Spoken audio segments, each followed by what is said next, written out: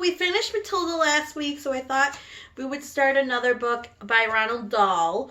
It's called The Witches. I don't believe this is a movie, but I will look into it.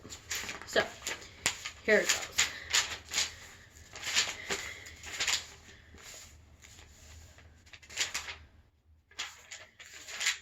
Okay, so the first chapter is called A Note About Witches. In fairy tales, witches always wear silly black hats, black cloaks, and they ride on broomsticks. But this is not a fairy tale. This is about real witches. The most important thing you should know about real witches is this. Listen very carefully. Never forget what is coming next. Real witches dress in ordinary clothes and look very much like ordinary women.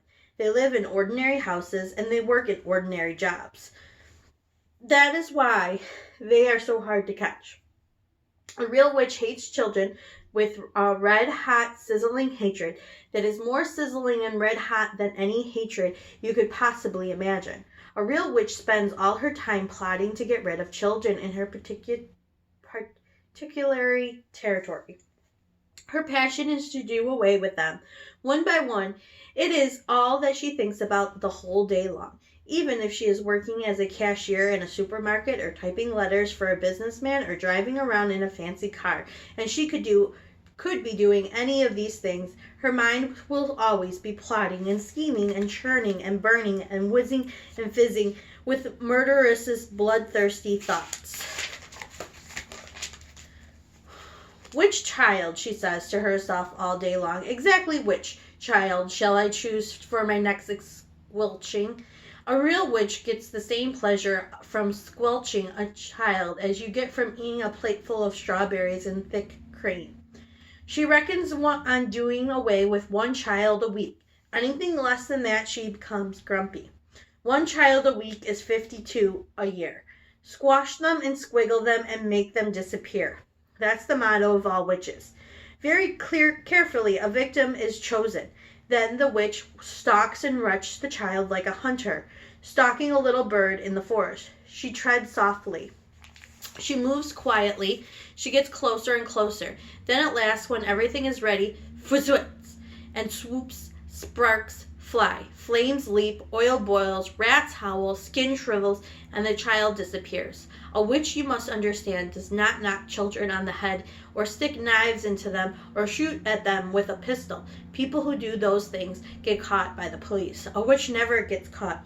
Don't forget that she has magic in her fingers and delivery dancing in her blood. She can make stones jump about like frogs. She can make tongues of flames go flickering across the surface of the water. Those magic powers are very frightening. Luckily, there are not a great number of real witches in the world today, but there are still quite enough to make you nervous. In England, there are probably about 100 of them altogether.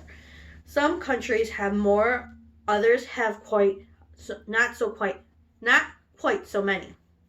No country in the world is completely free from witches. A witch is also a woman. I do not wish to speak badly about women. Most women are lovely. But the fact remains that all witches are women. There is no such thing as a male witch. On the other hand, a ghoul is always a man. So indeed is a Bergast. Both are dangerous, but neither of them is half as dangerous as a real witch. As far as children are concerned, a real witch is easily the most dangerous of all the living creatures on earth. That makes her doubly dangerous. In fact, she doesn't look dangerous. Even when you know all the secrets. You will hear about those in a minute. You can still never be quite sure whether it is a witch you are gazing at or just a kind lady. If a tiger were able to make himself look like a large dog with a waggy tail, you would probably go up and pat him on the head. And that would be the end of you.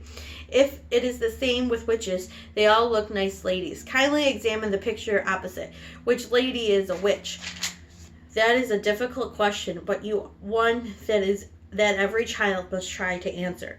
For all you know, a witch might be living next door to you right now.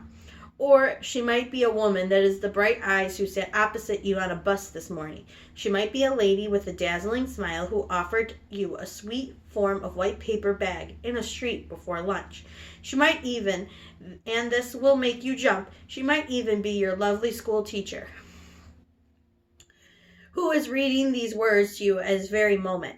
Look carefully at that teacher. Perhaps she is smiling in absurdity of such suggestions. Don't let that put off if part of your cleverness. I am not, of course, telling you for 1 second that your teacher actually is a witch. All I am saying is that she might be one. It is most unlikely, but here comes the big but. It is not impossible.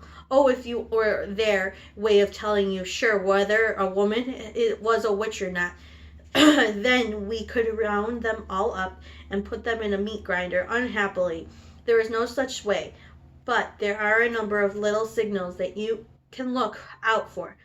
Little quirky habits that all witches have in common.